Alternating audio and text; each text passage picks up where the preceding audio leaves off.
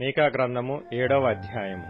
వేసవికాలపు పండ్లను ఏరుకొనిన తరువాతను ద్రాక్ష పండ్ల పరిగె ఏరుకొనిన తరువాతను ఏలాగుండునో నా స్థితి అలాగేయున్నది.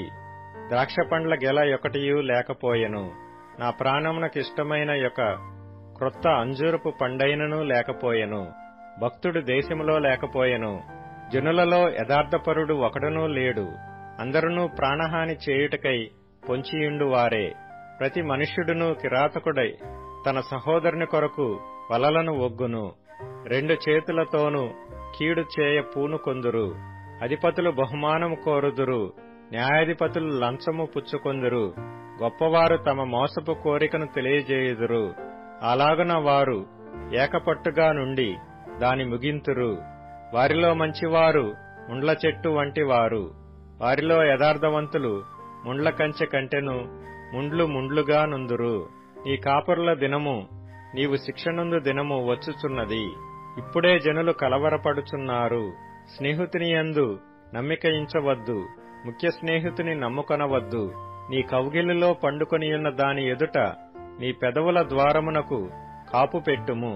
కుమారుడు తండ్రిని నిర్లక్ష్యపెట్టుచున్నాడు. కుమార్తె తల్లి మీదికిని కోడలు అత్త మీదికిని లేచెదరు. ఎవరి ఇంటివారు వారికే విరోధులగుదురు. అయినను యెహోవా కొరకు నేను ఎదురుచూచెదను. రక్షణకర్తయగు నా దేవుని కొరకు నేను కనిపెట్టియుందును. నా దేవుడు నా ప్రార్థనను ఆలకించును. నా శత్రువా, నా మీద అతిశయింపవద్దు. నేను క్రింద పడినను తిరిగి లేతును. నేను అంధకారమందు కూర్చున్నను యెహోవా నాకు వెలుగుగా నుండును.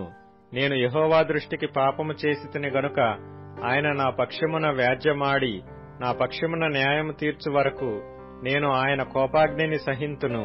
ఆయన నన్ను వెలుగులోనికి రప్పించును. ఆయన నీతిని నేను చూచెదను. నా శత్రువు దాని చూచును. నీ దేవుడైన యెహోవా ఎక్కడనని నాతో అనినది అవమానమునందును. అది నా కండ్లకు అగపడును. ఇప్పుడు అది వీధిలోనున్న బురద వలె త్రొక్కబడును. నీ గోడలు మరలా కట్టించు దినము వచ్చుచున్నది. అప్పుడు నీ సరిహద్దు విశాలపరచబడును. ఆ దినమందు అష్షూరు దేశము నుండియు ఐగుప్తు దేశపు పట్టణముల నుండియు ఐగుప్తు మొదలుకొని యూఫ్రటీసు నది వరకు ఉన్న ప్రదేశము నుండియు ఆయా సముద్రముల మధ్య దేశముల నుండియు ఆయా పర్వతముల మధ్య దేశముల నుండియు జనులు నీ యొద్దకు వత్తురు. అయితే దేశ నివాసులు చేసిన క్రియలను బట్టి దేశము పాడగును. నీ చేతి కర్ర తీసుకుని నీ జనులను కర్మెలునకు చేరిన అడవిలో ప్రత్యేకముగా నివసించు నీ స్వాస్థ్యపు వారిని మేపుము. బాషానులోను గిలాదులోను వారు పూర్వకాలమున మేసినట్టు మేయుదురు. ఐగుప్తు దేశములో నుండి నీవు వచ్చినప్పుడు జరిగినట్టుగా నేను జనులకు అద్భుతములను కనుపరుతును. అన్యజనులు అది చూచి తమకు కలిగిన బలమంతా కొంచెమని సిగ్గుపడి నోరు మూసుకొందురు. వారి చెవులు చెవుడెక్కిపోవును. సర్పములాగున వారు మన్ను నాకుదురు. భూమి మీద ప్రాకు పురుగుల వలె తమ ఇరువలలో నుండి వణుకుచు ప్రాకి వత్తురు. మన దేవుడైన యెహోవా యొద్దకు భయపడుచు వత్తురు. నిన్ను బట్టి భయము నొందుదురు. తమ స్వాస్థ్యములో శేషించిన వారి దోషమును పరిహరించి వారు చేసిన అతిక్రమముల విషయమై వారిని క్షమించు దేవుడవైన నీతో సముడైన దేవుడున్నాడా? ఆయన కనికరము చూపుటయందు సంతోషించువాడు గనుక నిరంతరము కోపముంచడు. ఆయన మరలా మన యందు జాలిపడును.